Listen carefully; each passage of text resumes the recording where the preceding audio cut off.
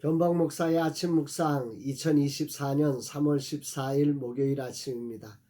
오늘은 잠언 20장 6절로 12절 말씀을 통해서 충성은 노력이 아니다 이런 제목으로 말씀 묵상의 은혜를 나누겠습니다. 어제 웨이브리즈 플랫폼 최종 면접에 오른 두 분을 선정했습니다. 대부분 서류 심사에서 떨어졌고 1차 면접을 통과했고 또 우리와 결이 같으며 함께 전심으로 달려갈 수 있다고 판단된 사람을 과제를 주어서 최종 면접을 보게 되었습니다. 진실로 주님이 인도하시기를 기도합니다. 우리에게도 본인에게도 주님이 부르신 자리임을 확인하는 시간들이 되기를 소망합니다. 오늘은 목회사관학교 2주차 수업이 있는 날입니다. 설렘으로 달려오실 사관 생도들을 기대하며 강의 준비에 만전을 기했습니다. 2년의 시간이 진짜 목사로 세워져 주님의 뜻을 이루는 소중한 자리가 되기를 소망합니다. 주님 축복해 주옵소서. 이날 주님은 어떤 말씀을 주실까? 오늘 본문에서는 충성된 자에 대한 이야기를 하고 있습니다. 6절 7절 많은 사람이 각기 자기의 인자함을 자랑하나니 충성된 자를 누가 만날 수 있으랴? 온전하게 행하는 자가 의인이라 그의 후손에게 복이 있느니라. 메시지 성경으로 이 본문을 보면 이렇게 표현됩니다. 충실하고 다정한 사람이 많다는데 대체 어디를 가야 그런 사람을 찾을 수 있을까? 하나님께 충성하여 정직하게 살면 후손의 삶이 훨씬 수월해진다. 정리하면 스스로 충성한다고 하는 사람은 많은데 실제로 그런 사람을 만나기가 쉽지 않다는 것입니다. 그러면서 충성된 사람은 온전하게 행하는 자다. 정직하게 말씀을 따라가는 사람들이 충성된 자다. 이렇게 말씀하고 있습니다. 여기서 주목되는 것은 충성이라는 것을 평가하는 것은 자신이나 다른 사람이나 각기 자기가 가지고 있는 어떤 단편적 지식과 편견에 사로잡힐 수 있다라고 하는 사실입니다. 내가 볼 때 나는 충성이라고 생각을 하는데 하나님 편에서 볼 때 그거 충성 아니야 라고 말할 수 있다는 거죠. 세상이 나를 인정해 주지 않는데 나는 나름 충성했는데 세상이 나를 인정해 주지 않아서 내가 충성하지 못하나? 이렇게 볼 수도 있는 거죠. 또 내가 볼 때 충성이라고 하는데 실제로 아닐 수도 있는 거죠. 이런 경우 단편적 지식과 편견에 쌓여 있기 때문에 이런 문제가 생겨나는 건데 이제 이 말씀을 이렇게 묵상하면서 저 같은 경우에 과거에 저 나름대로 스스로 나는 충성했어. 나는 정말 말씀대로 살아가려고 노력했으니까 난 잘했어. 뭐 이렇게 스스로 자부했던 그러면서 그런 모습으로 상대방을 평가하고 판단했던 그런 시절이 있었습니다. 지금 생각하면 막 얼굴이 정말 화끈거리고 죄송하고 정말 하나님 앞에 부끄럽고 그렇습니다.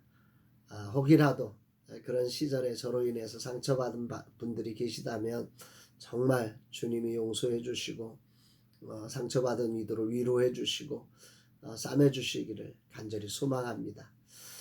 그렇다면 충성된 자로 표현된 온전히 행하는 자는 과연 누구일까?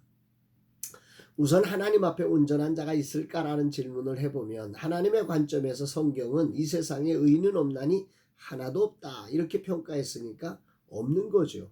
그렇다면 온전하게 행한다는 게 도대체 뭐냐라는 부분을 우리가 생각해야 될 겁니다. 여기서 온전하다라고 하는 히브리어 차디크라고 하는 단어는 하나님의 법에 따라 살려고 하는 신앙 공동체의 이론을 의미하는 단어입니다. 비록 완전하지는 못하지만 최선을 다해 하나님의 말씀을 따라가려고 성실하게 행하는 자를 하나님은 충성된 자라 이렇게 표현을 한다는 거죠. 온전한 자다 이렇게 표현하는 것입니다. 그리고 그의 후손에게 복이 있다고 말씀합니다. 실제로 본문은 하나님 앞에 이런 사람이 없음을 아주 확연하게 말씀하고 있어요. 9절에 내가 내 마음을 정하게 하였다 내 죄를 깨끗하게 하였다 할 자가 누구냐? 없다. 그 말씀을 분명히 하는 거죠. 사람의 행위로는 하나님을 영화롭게 할 수 있는 사람이 없습니다. 또 실제로 그 잠언 16장에도 보면 사람의 행위가 자기 보기에는 모두 깨끗하게 보여도 여호와는 심령을 감찰하느냐. 그러니까 자기가 깨끗하게 봐도 실제는 아닐 수 있다라는 이야기를 하고 있지 않습니까? 인간은 완전하지 못하죠. 그런데 하나님은 오늘도 충성된 자를 찾으시는데 누가 하나님 앞에 충성된 자인가?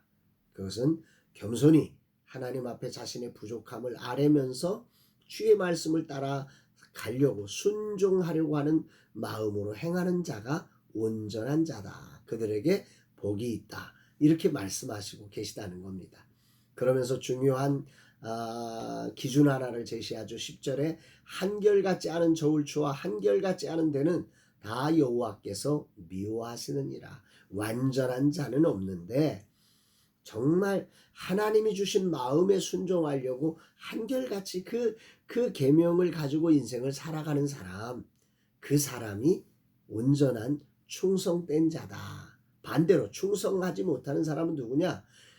어떤 때는 지키다가 어떤 때는 안 지키, 한결같이 않은 추가 된 인생. 예, 그것이 바로 충성하지 않는 자다. 이렇게 표현하는 거죠. 이 한결같지 않다고 하는 것을 메시지 성경은 현대적인 표현으로 이렇게 번역했어요.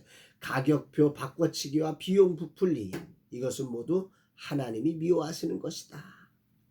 가격표를 그냥 좀 잘 나가면 가격표를 바꿔서 오를 비싸게 팔고, 안 나가면 좀 싸게 팔고, 그 정가하고 상관없이 자기의 어떤 이익을 따라서 그 가격표를 바꿔치기 한다든지, 어느 게 자기한테 더 유리할까? 정말 고객을 위한 진심의 마음이 아니라 자기를 중심으로 해서 생각할 때 우리는 이런 한결같지 않은 저울추로 인생을 살아갈 수밖에 없는 거죠. 특히 충성한다는 사람 가운데에 이 어떤 이익, 세상적인 성공을 추구하다 보니까 이런 일들을 너무 잘하는 거죠.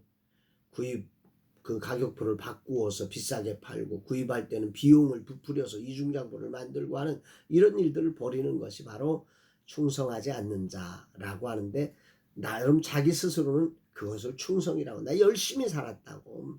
그래서 여기서 이제 오늘 말씀에서 묵상되는 게, 충성이란 기준은 노력이 아니라는 거예요. 노력이라고 보고 있기 때문에 이런 충성에 대한 오해들이 많이 생겨나는 거죠. 성경적 가치로 보면 충성은 노력이 아니라 관계입니다. 하나님과의 관계에서 하나님을 하나님으로 인정하고 그분의 뜻에 순종되어지는 것이 진정한 충성이다. 이것이 바로 오늘 말씀 묵상에서 가장 중요한 부분이라 생각됩니다. 11절 12절 보면 비록 아이라도 자기의 동작으로 자기 품행이 성결한 여부와 정직한 여부를 나타내느니라. 듣는 귀와 보는 눈은 다 여호와께서 지으신 것이니라. 인간 안에는 하나님이 지으신 듣는 귀가 있고 보는 눈이 있어요.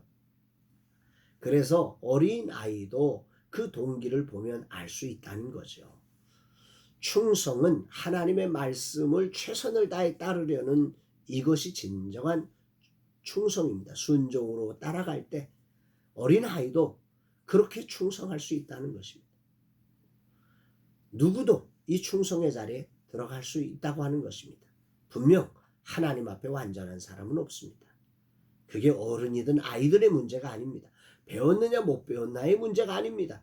자격이 있느냐 없느냐의 문제가 아니라 하나님을 하나님으로 알고 그 하나님 앞에 자기를 부인하며 순종할 때 그는 온전한 자로 하나님 앞에 충성된 자라 일컬음을 받게 되고 하늘의 복을 누리게 된다. 오늘 말씀은 그렇게 말씀하고 있습니다. 우리는 하나님이 우리의 약함을 아셔서 예수 그리스도를 보내주셔서 죄를 대속해 주시고 하나님의 자녀가 되는 권세의 자리를 허락해 주셨습니다. 그래서 하나님 앞에 충성된 자로 발견되도록 하나님이 하신 것입니다. 이 믿음으로 오늘도 완전하지 못한 자신의 부족함을 인정하고 겸손히 하나님의 생각 앞에 그 말씀을 따라 순종함으로 하나님 앞에 충성된 사람이라 복을 누리는 저와 여러분들의 삶이 되기를 주의 이름으로 축복합니다. 사랑합니다, 여러분.